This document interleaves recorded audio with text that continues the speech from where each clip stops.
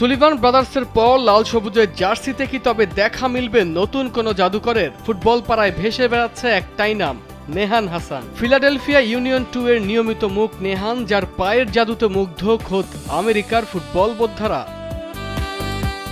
Wing ধরে যার দৌড় প্রতিপক্ষের ডিফেন্সকে তছনছ করে দেয়, সেই নেহানই কি হতে যাচ্ছেন বাংলাদেশের পরবর্তী পোস্টার বয়? সমীকরণ মেলাতে শুরু করেছেন ফুটবল প্রেমীরা। সম্প্রতি ডালাস কাপের শিরোপা জিতে নেহান যখন উল্লাসে মত্ত, তখন তার ইনস্টাগ্রাম পোস্টে রোনান ও ডেকলান সুলিভানের প্রতিক্রিয়া নতুন এক আলোচনার জন্ম দিয়েছে। সুলিভান ভাইদের সাথে একই মাঠে ঘাম ঝরানো এই উইঙ্গার এখন সবার নজরে।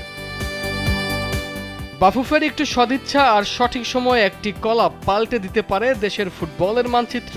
সমর্থকদের ধারণা শুধু নেহান একা নন, পর্দার আড়ালে কাজ চলছে আরও 4 জন পুরুষ ও 2 জন নারী ফুটবলারকে নিয়ে, যার নেপথ্যে রয়েছেন বাফুফের সহসভাপতি ফাহাদ করিম।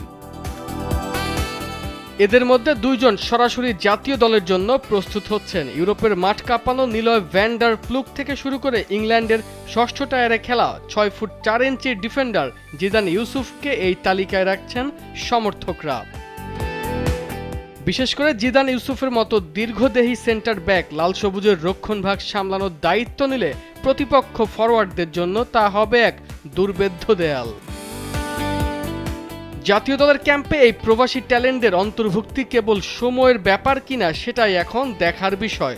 বয়সভিত্তিক নারী দল থেকে শুরু করে অনূর্ধ্ব 20 পুরুষ দল, সবখানেই এখন প্রবাসীদের জয় জয়কার। বাফুফে কি পারবে এই হীরাগুলো চিনে সঠিক সময়ে দেশের ডেরায় নিয়ে আসতে? নেহান হাসান কি পারবেন আমেরিকার জার্সি ছেড়ে বাংলার বাঘ হয়ে গর্জন করতে? ফুটবল প্রেমীদের অপেক্ষার প্রহর যেন আর ফুরোচ্ছেই না। আরমান হাসান, কালবেলা।